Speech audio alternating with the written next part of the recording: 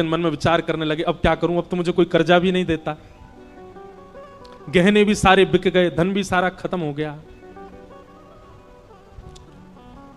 तो हरपाल जी ने मन बनाया कि मैं चोरी करूंगा, और चोरी करके ठाकुर जी, आप लोग मत करना ऐसा, चोरी करूंगा। हरपाल जी चोरी करने जाने लगे, लेकिन हरपाल जी का नियम था कि वो किसी के धन की चोरी नहीं करते थे। संपन्न लोगों के घर में जाते थे और उनकी रसोई घर की सामग्री चुरा लाते थे, चीनी, दाल, आटा, चावल, मूंग, नमक, मिर्च, ताकि भंडारा हो जाए सवेरे। इस प्रकार महाराज चोरी होने लगी, एक घर की हुई, दो घर, अब तो हल्ला होने लगा, बोले कि घरों की सामान, राशन चोरी हो जाता है। वो बड़ा विचित्र चोर है, धन नहीं चुराता है, राशन चुरा के भागता है। ऐसी चोरी होने लगी महाराज। अब तो लोगों ने अपने अपने घरों में पहरेदारी शुरू कर दी कि चोरी ना हो। तो हरपाल जी को और दिक्कत होने लगी, क्या करें, कैसे करें। धीरे धीरे हरपाल जी इस स्थिति में आ गए कि अब संपन्न लोगों के यहां उन लोगों को ढूंढते जो ना कभी संत सेवा करते, ना वैष्णव सेवा करते, और उन लोगों के यहां जाकर के थोड़ा बहुत धन चुरा लेते, स्वर्ण चुरा लेते। करना कुछ नहीं, अपना घर नहीं बनाते थे, बसाते थे, संत सेवा करते थे। ठाकुर जी रीझ गए हरपाल से। ठाकुर जी बोले, देखो ये सब चोरी कर करके और मेरे संतों को पवारा है। ठाकुर जी बोले, इस पर अनुग्रह करने जाना है। भगवान सिंहासन से उठ करके तैयार होने के लिए गए, और बढ़िया महाराज नकली सी मूछ लगा करके, ऊपर सिर पर पाग पहन करके, और थोड़ा पेट सा बाहर निकाल के, गले में खूब सारी जंजीर डाल के, हाथों की हर उंगली में अंगूठी पहन करके, सोने की जूतियां डाल करके, कौंधनी सोने की पहन करके, और एक बैंत समझते हैं, वृद्ध लोग लेकर के चलते, बैंत, सोने का मड़ा हुआ बैंत लेकर के ठाकुर जी तैयार हो गए, एक सेठ जी बन गए। लक्ष्मी भैया ने पूछा, भगवान बड़ा सुंदर स्वरूप धारण किया, कहां जा रहे हो? बोले, अपने भक्त से मिलने जा रहे हैं। रुक्मणी जी बोली, मैं भी चलूंगी। भगवान बोले, तुम मत चलो, तुम उसको पहचान नहीं पाओगे, तुमसे अपराध बनी जाएगा। बोले, नहीं नहीं, भक्त दर्शन करने मैं तो जाऊंगी। भगवान बोले, जल्दी तैयार हो जाओ। सब लोग इधर देखो, वहां से कोई सामग्री आ रही है, कथा यहां हो रही है, इधर देखो, और फिर हम आंख बंद कर लेंगे, चाहे आप कहीं देखो, आंख खुली है तो हमको ही देखो। रुक्मणी जी एक सेठानी बन गई, ठाकुर जी सेठ जी बन गए, और दोनों ने मन में विचार किया कि हरपाल जी को दर्शन देना है। और यहां हरपाल जी की स्थिति क्या थी? अब संत सेवा के लिए कहीं से भी धन नहीं मिल रहा था। तो हरपाल जी एक मार्ग पर जाकर के बैठ गए और सोचने लगे, कोई धनवान यहां से निकलेगा तो उसको लूट लूंगा, और लूट के भाग जाऊंगा, सारा धन संत सेवा में लगा दूंगा। तभी उस मार्ग पर कोई और तो आया नहीं, ठाकुर जी सेठ बन करके आ गए। और महाराज खूब सारे गहने पहन करके, पाग बढ़िया सोने की जड़ाऊ पाग पहन करके, ऐसे वस्त्र पहन करके, और छम छम करते चलते आ रहे हैं, गहने ही बज रहे हैं ठाकुर जी के। हरपाल जी ने जैसे नेत्र खोल करके देखा, ठाकुर जी के रूप, यौवन और सबरी उनके श्रृंगार को देख करके हरपाल जी बोले, ये तो एक आध साल के भंडारे की व्यवस्था आ रही है सामने से। इतने में ही सेठानी जी, रुक्मणी जी भी आई, उनको ओहो, ये तो कम से कम 5-10 साल की व्यवस्था आ रही है। अगर ये दोनों लूट लिए जाएं तो 10 साल चोरी नहीं करनी पड़ेगी। देखो कितना धन संपन्न। हरपाल जी के बगल में जैसे ही ठाकुर जी पहुंचे, हरपाल जी बोले, भैया जय श्री कृष्ण, प्रणाम। ठाकुर जी तो नाराज हो गए, क्या भगवान का नाम बोलता है सुबह सुबह? तुम सब लोग बड़े पाखंडी हो, ढोंगी हो, और हमने सुना इस गांव में एक रहता है, वो चोरी डकैती करता है, और फिर कहते हैं संत सेवा करता है। ऐसी काय बात की चोरी भैया? करता तो चोरी है, भली उससे भली संत सेवा करता हो, नाम उसका हरपाल है, हम सब जानते हैं। भगवान का नाम मत लो हमारे सामने। हरपाल जी समझ गए, वो तो बिल्कुल भगवत विमुख है, इसकी तो एक अंगूठी भी नहीं छोड़नी मुझको, इसका तो सब लेके जाऊंगा। अगर ये बदले में जय श्री कृष्णा बोलता तो एक आध गहना छोड़ देता इसका में, पर ये तो इतना बिखर रहा है भगवान का नाम सुन के, इसका कुछ नहीं छोड़ूंगा, सब ले जाऊंगा।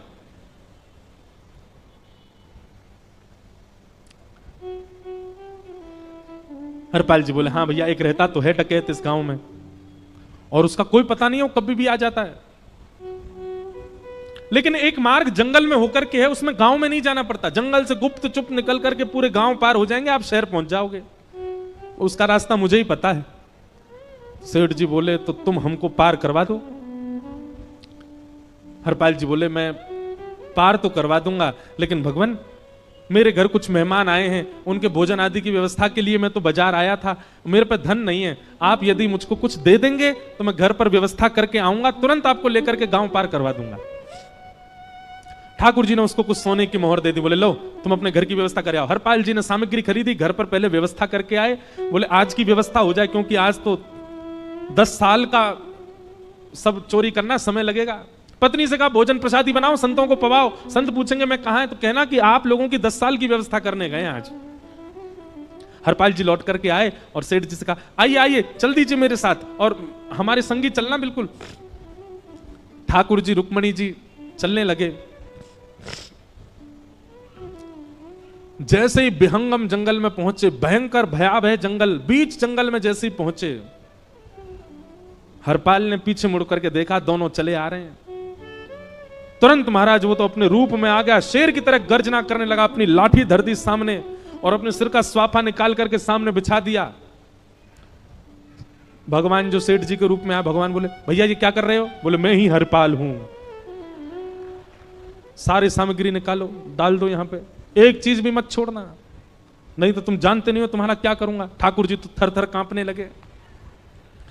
रुक्मणी जी बोली देखो कैसा नाटक कर रहे हैं, रावण के आगे नहीं डरे थे, कुंभकर्ण के आगे नहीं डरे, हिरण्यकश्यप के आगे नहीं डरे, और वो हरपाल के आगे ऐसे कांप रहे हैं। भगवान तो मन की सब समझ जाते हैं, कौन ही मारने, वो तुम भी कांपो क्यों? बोले भक्त है भैया, ये हमारो भक्त है। अनुब्रजाम में हम नित्यम पूये ये तन्य रेणु भी, इसने हमारे लिए सब गवा दिया, हमारे वैष्णव संतों के लिए सब लुटा दिया, इसके आगे भयभीत होने में कोई लज्जा नहीं। लक्ष्मी नारायण दोनों कांप रहे हैं और हरपाल कह रहा सब निकालो। ए सेठानी जी कान के कुंडल उतारो। कान कुंडल उतार दिए, नाक की नथनी उतार दी, सब उतार उतार के धर दिए, हाथों के सब कड़ूला आदि भी धर दिए। भगवान ने भी अपने सब उतार। बोले बैत कहां लेके जा रहे हो, उसको भी धर दो। बोले अरे भैया बुढ़ापे की लाठी, हम गिर जाएंगे। बोले कुछ नहीं गिरोगे, धर दो इसको। जीवन में कभी राम ना, जय श्री कृष्ण बोलने पे चिल्ला रहे थे मुझ पे, रखो इसको यहाँ पे। सारा धर दिया। बोले बहुत बढ़िया हो गया, अब 10 साल की व्यवस्था हो गई। इतने में भगवान की कनिष्ठ उंगली में एक अंगूठी थी। हरपाल बोला ये कहां बच्चा के ले जा रहे हो, उसको दो। बोले अरे भैया ये तो बहुत बचपन की हमारी अंगूठी है और ये आज तक हमारी निकली नहीं है और ये निकल ही नहीं पाएगी, इसको बाहर हम निकाल ही नहीं सकते, इसको तो रहने दो हमारे पास। बोले तुम क्या जानो, इस अंगूठी से कम 1 हफ्ता संत भोजन होगा और तुम पे तो दया करनी नहीं है। चिल्लाए थे मुझ पे जय श्री कृष्ण बोलने पर, निकालो इसको। भगवान खूब प्रयास करें, वो नहीं निकले तो हरपाल जी ने उंगली पकड़ी, बोले इसको काट देता हूं मैं, तुम्हारे पास उंगली रहने का कोई काम नहीं है, तुम उंगली से करते ही क्या हो। और महाराज जैसे ही उंगली पकड़ करके काटने का मन किया, वो काटने ही वाले थे, इतने में ही द्वारिकाधीश भगवान शंख चक्र गदा पद्म धारण करके प्रकट हो गए सामने। रुक्मणी जी महालक्ष्मी के रूप में प्रकट हो गई और दोनों ने अपने अंक में हरपाल को भर लिया। हरपाल जी समझ नहीं पा रहे ये क्या हुआ, दूर हटे। बोले नाथ, हम साक्षात द्वारिकाधीश, ये साक्षात रुक्मणी तुम्हारी भक्ति से प्रसन्न होकर तुमको दर्शन देने आए हैं। हरपाल जी घुटने के बल बैठ गए, रोने लगे, सर रख दिया चरणों में, पटकने लगे। बोले नाथ, मैंने अपने नाथ को लूटा, आज मैंने अपने स्वामी के साथ डकैती कर रहा था, मैं अपने स्वामी की उंगली काटने पर मजबूर हो गया था, इसका मतलब तो मैं पापी हूं। मेरा पाप इतना प्रचंड हो गया कि मैं आपके रूप को नहीं पहचान पाया। भगवान ने हृदय से लगा, नहीं हरपाल, तुमने कभी अपने लिए प्रयोग थोड़ी किया, तुम्हारी पत्नी भूखे सो जाते हो लेकिन संतों को भूखा नहीं जाने देते। ठीक है, उसके लिए भले ही तुमने वह गलत मार्ग अपनाया जो नहीं अपनाना चाहिए था, परंतु उसमें उद्देश्य कोई और तो नहीं था, मेरे जनों की सेवा ही तो थी, मेरे वैष्णवों की सेवा।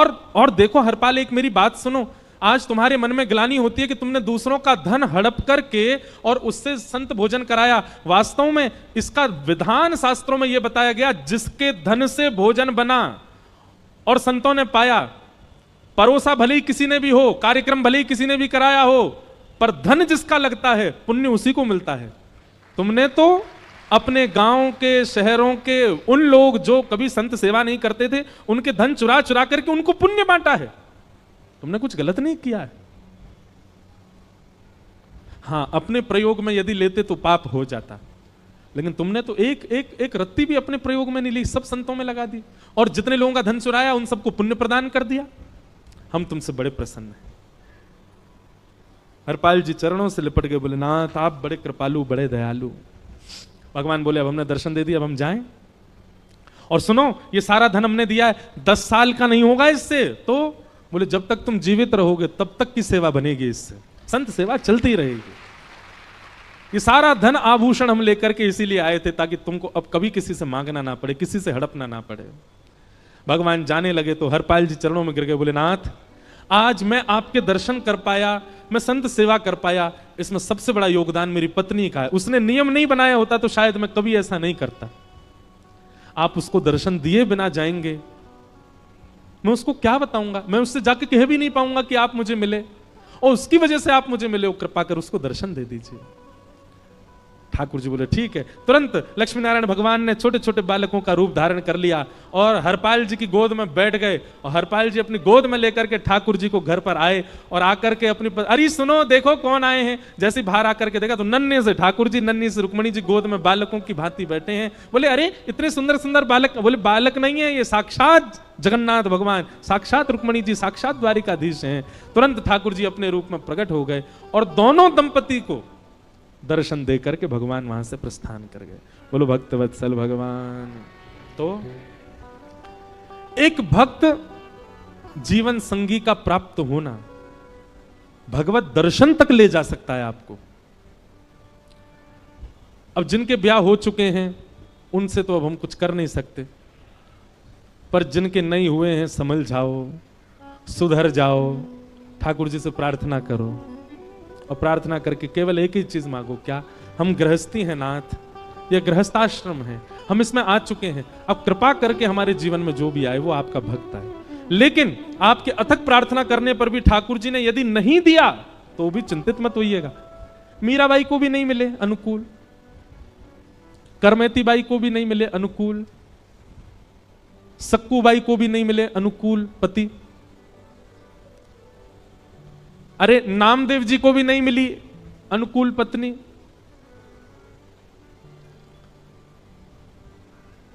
इसलिए अनुकूल मिल जाए तो भगवान की बहुत बड़ी कृपा, नहीं मिले तो उससे चिंतित मत होना। जो मोह जो प्रेम पत्नी के प्रति होना है आपका, ठाकुर जी के प्रति हो जाएगा अगर अनुकूल नहीं मिला तो। इसलिए दोनों स्थिति में सम रहना, प्रयास करो कि ठाकुर जी अनुकूल दें।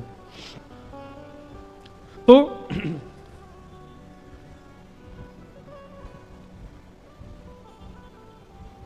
कर्दम ऋषि ने भगवान से प्रार्थना करके कहा कि मुझे एक अनुकूल पत्नी मिले, नाथ कृपा करो।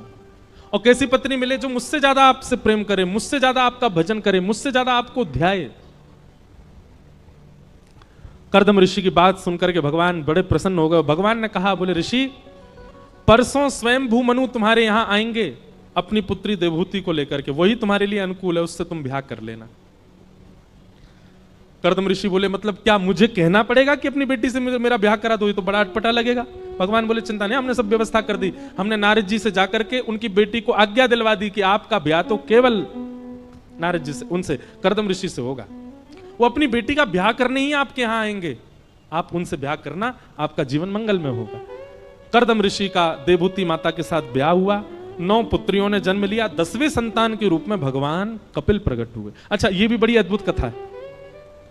जब कर्दम ऋषि ने वरदान मांगा कि मुझसे ज्यादा आपसे प्रेम करने वाली मुझे कन्या से मेरा ब्याह हो जाए, ठाकुर जी इतने प्रसन्न हो गए। भगवान ने कहा एक वरदान हम तुम्हारा पूरा करेंगे, एक वरदान हम अपनी तरफ से देंगे। भगवान बोले देवहूति से तुम्हारा ब्याह होगा तो तुम्हारी कामना पूरी हो गई। अब एक वरदान हम अपनी तरफ से देंगे कि तुम्हारे यहां पुत्र बन के हम ही आएंगे, हम ही तुम्हारे पुत्र बन के आएंगे। क्योंकि भक्त पत्नी भक्त पति तो निश्चित है संतान हमारी हम जैसी ही प्रकट होगी। 9 पुत्रियों के बाद 10वें पुत्र के रूप में भगवान कपिल प्रकट हुए। और कपिल भगवान के प्रकट होते ही कर्दम ऋषि ने चरणों में प्रणाम किया, जान गए भगवान आए हैं। भगवान कपिल का बाल्य रूप नहीं बताया भागवत में ज्यादा, धीरे धीरे वो बड़े हो गए। कर्दम ऋषि ने प्रणाम करके कहा नाथ मुझे आज्ञा दो। बोले आप जाइए वन में जाके भजन करो, हम मां के पास रहेंगे। कर्दम ऋषि वन में चले गए और देवहूति माता के साथ भगवान कपिल रहते हैं। देवहूति माता भी ये बात जानती हैं कि मेरे पुत्र साक्षात भगवान है। एक दिन देवहूति माता ने सही समय जान करके अपने पुत्र को आसन पर बैठा दिया और स्वयं चरणों में बैठ करके कहने लगी, मैं आपसे कुछ प्रश्न जिज्ञासा करना चाहती हूं, पूछो। यही कपिल देवहूति संवाद है। थोड़ा बहुत हम 2-4 प्रश्न सुन लेते हैं, उसके बाद कथा विराम देंगे।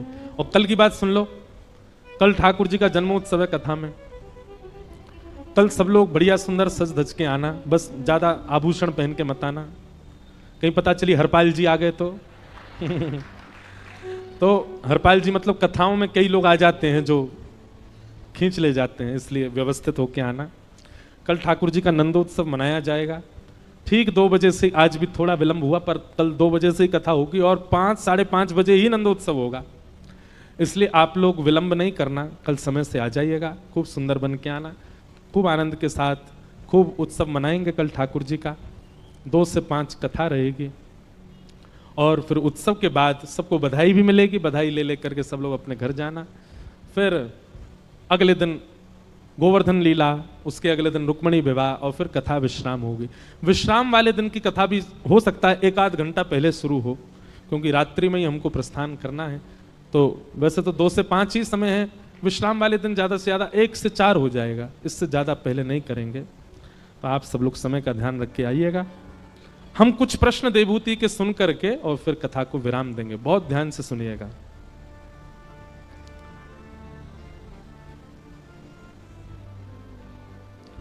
कि निर्वेणा नितराम भूमन असद इंद्रिय तर्षणात् येन संभाव्यमानेन प्रपन्नान्धम तम प्रभु।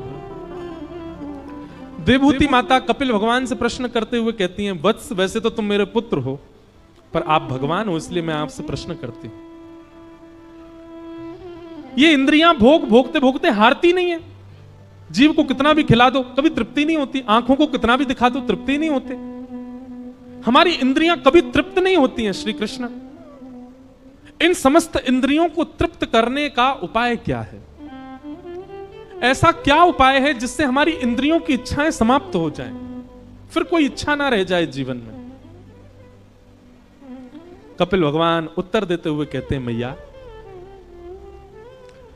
चेतः खल्वस्य बंधाय मुक्तये चात्मनोमतिं गुणेषु सक्तं बंधाय रतं वा पुंस मुक्तये। बहुत ध्यान पूर्वक सुनो। मैया, इंद्रियों की इच्छा नहीं होती। इंद्रियां जानते हैं आप किसको कहते हैं? हमारे शरीर में कितनी इंद्रियां होती हैं? 10। पंच ज्ञान इंद्रिय जो कि केवल इतने एरिया में ही हैं, आंख, नाक, जीव, कान और त्वचा। और पंच कर्म इंद्रिय, हाथ, पैर, मुख और 2 गुप्त इंद्रिय, 10 इंद्रियां हैं। मैया, इंद्रियों की कोई इच्छा नहीं होती। आप गलत बोल रही हो, भगवान कह रहे हैं। नेत्रों की सुंदर देखने की इच्छा नहीं है, जीव की कुछ खाने की इच्छा नहीं है, कानों की कुछ और सुनने की इच्छा नहीं है। ये समस्त इच्छाएं हैं मन की, इंद्रियों की नहीं है मां। हम कभी अस्वस्थ हो जाते हैं, बीमार हो जाते हैं, तो डॉक्टर हमको परहेज बताते थे। क्या बोलते हैं? क्या खाओ? बोलो दलिया खाओ। क्या खाओ? खिचड़ी खाओ। कई बार तो बड़े भयानक परहेज बता देते हैं, दही मत खाओ, दूध मत पियो, चाय मत पियो। कभी किसी को भगवान ना करे हो पीलिया हो जाता तो उसको कहते हैं पीली वस्तु मत खिलाओ, दाल बंद कर दो, कढ़ी बंद कर दो। अच्छा, एक बात आपने कभी देखी, डॉक्टर जिसका परहेज बताता उसी कुछ ज्यादा खाने का मन करता है। वैसे रोटी बढ़िया नहीं लगे, लेकिन एकादशी वाले दिन रोटी की बड़ी याद आती है। वैसे चावल बढ़िया नहीं लगे, लेकिन एकादशी वाले दिन चावल बहुत भाते हैं। जिस दिन परहेज होता है उस दिन ज्यादा अच्छा लगता है। ये मानव स्वभाव है कि संयोग जब किसी वस्तु का होता है हम उसका मूल्य नहीं समझते, उसके वियोग में हमको उसकी स्मृति होती है।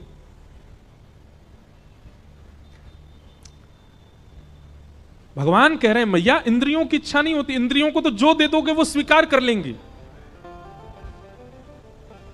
इच्छा होती है मन की। आपका प्रश्न होना चाहिए कि मन कैसे सुधारें? इंद्रियां नहीं सुधारी जा सकती। किसी व्यक्ति को जेल हो जाए, उसको बोला जाए ए तुमने उस आदमी को गोली क्यों मारी, वो कहे मैंने नहीं मारी, मेरे हाथ ने मारी थी, मेरे हाथ को दंड दे दो, तो जज क्या कहेगा, ये पागल हो गया, इसको पागल खाने भेजो। क्यों भाई, हाथ तो वही करेगा जो तू चाहेगा। और तो ये चाहने वाली स्थिति किसकी होती है, मन की। कर्म तो मन ही करवाता है ना भैया, इंद्रियां नहीं सुधारी जाती, मन सुधारा जाता है। मन सुधर जाएगा, समस्त इंद्रियां अपने आप सुधर जाती हैं। और मन को सुधारने का एक ही उपाय है, क्या, सत्संग। मन केवल एक भाव से सुधरेगा, सत्संग से। अच्छा, सत्संग किसको कहते हैं? सत्संग का मतलब पता है? बोले हाँ, जो हम 2 बजे से बैठ के यहां कर रहे हैं ये सत्संग है। यह ही सत्संग नहीं है। धोती पहन के रहना यह भी सत्संग है, तिलक धारण करके रहना यह भी सत्संग है, कंठी माला पहनना यह भी सत्संग है, किससे बात करना किससे ना करना यह भी सत्संग है, क्या खाना क्या नहीं खाना यह भी सत्संग है। आपकी संपूर्ण दिनचर्या सत्संग कहलाती है। क्या खाते हो, क्या पहनते हो, कहां जाते हो, किससे मिलते हो, कैसे बोलते हो, कैसे, अरे लेटना भी सत्संग होता है। लेटने का तरीका, कई लोग बैठते कैसे, सोफा पे ऐसे बैठ जाते हैं, अधर होकर के हाथ पाम ऊपर कर लिए, पाम सामने टेबल पर धर लिए। उसकी बैठने की अदब से पता चलता है कि अच्छा आदमी नहीं। पर कोई बैठता हो डिसेंट तरीके से, ऐसे सुख आसन में बैठ जाता हो, मेरुदंड सीधा रखता हो, अपनी गर्दन सीधा रखता हो, उसके स्वरूप से पता है सत्संगी है। बैठने का तरीका, बोलने का तरीका, चलने का तरीका, खाने के व्यंजन, पीने का पानी, सोने का स्थान, सब आपका सत्संग बताता है। और इन सब से मन पर प्रभाव होता है। ये सब सत्संग कहलाते हैं।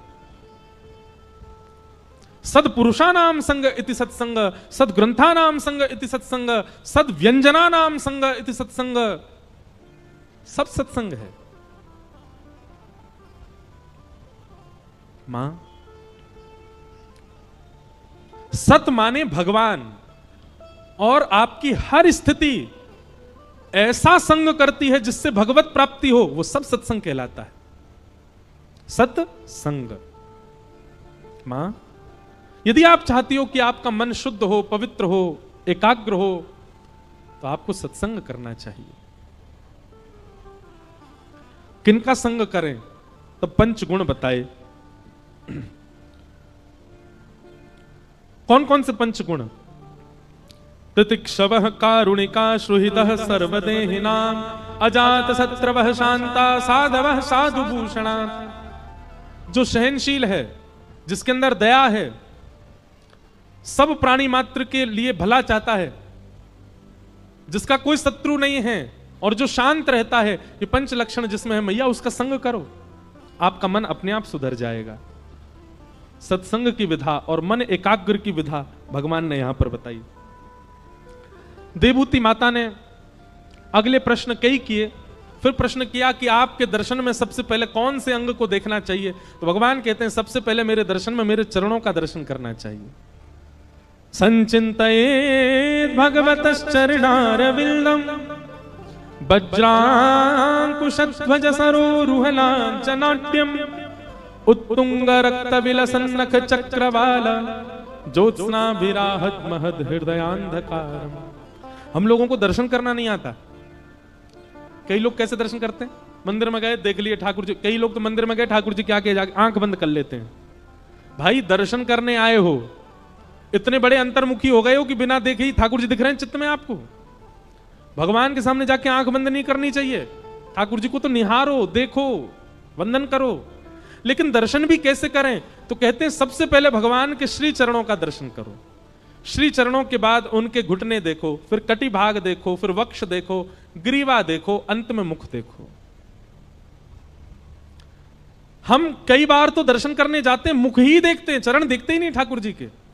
और देखो कई जगह ऐसा है कि चरण दर्शन नहीं होते। जैसे हमारे बिहारी जी साल में 1 ही बार दर्शन देते हैं चरणों के, अक्षय तृतीया। तो क्या करें? तो जिस ऐसे देव के दर्शन करो जिनके चरण दर्शन नहीं हो रहे हैं, तब उनके जिस अंग का नीचे दर्शन हो रहा है वहां से लेके ऊपर तक दर्शन करके चरणों की भावना रख लो। भावना मतलब विचार कर लो ठाकुर जी के कैसे चरण हैं। तो सुनो, उत्तुंग रक्त विलसन्नख चक्रवाल, कमल जैसे ठाकुर जी के चरण हैं, ठाकुर जी के नख जो हैं ऐसे लगते मानो एक एक चंद्रमा विराजमान हो, ऐसा प्रकाश उत्पन्न हो रहा है। वज्रांकुश ध्वज सुरोरुहलांचनाड्यम, वज्र, अंकुश, ध्वजा आदि आदि चिन्ह भगवान के चरणों में है। ये सब विचार कर लो। लेकिन सर्वप्रथम दर्शन भगवान के चरणों का ही करो। हमने एक कथा में एक बात कही थी कि आप एक नियम बना लीजिए, क्या 15 दिन तक अपने प्रिय मंदिर जाओ और मंदिर जाकर के केवल ठाकुर जी के श्री चरणों का दर्शन करो, मुख का दर्शन मत करना। आपका आकर्षण होगा उनके मुख की ओर, वो कितने भी सुंदर बन के क्यों ना खड़े हों, कितने भी अच्छे प्यारे क्यों ना लग रहे हों, आप जाकर के नेत्रों से गाढ़ करके केवल उनके चरणों को देखना, मुख मत देखना। 15 दिन बाद आप अनुभव करेंगे कि 15 दिन तक आपने ठाकुर जी के चरणों के दर्शन किए तो 15वें दिन आपके स्वप्न में या आपके नेत्रों में ठाकुर जी खुद अपना मुख दिखाने आएंगे। यह चरण दर्शन से मिलने वाला फल है। 15 दिन बाद ठाकुर जी खुद आ जाएंगे। अरे रोज आवे देखे ना, हम देख मैं कैसा लग रहा हूं आज। ठाकुर जी के चरणों में चरण साधारण नहीं है ठाकुर जी के, उन चरणों का नित्य दर्शन करो। जिसके मन में यह अभिलाषा हो कि मुझे ठाकुर जी को स्वप्न में देखना है, 15 दिन तक ठाकुर जी के चरणों का चिंतन करो। 15 दिन भी बहुत बता रहे हैं हम। आप संकल्प धारण करो, एक हफ्ता व्यतीत होते ही ठाकुर जी स्वप्न में दिखेंगे। बस शर्त यह है कि ठाकुर जी का मुख मत देखना, मंदिर जाके चरण ही देखो।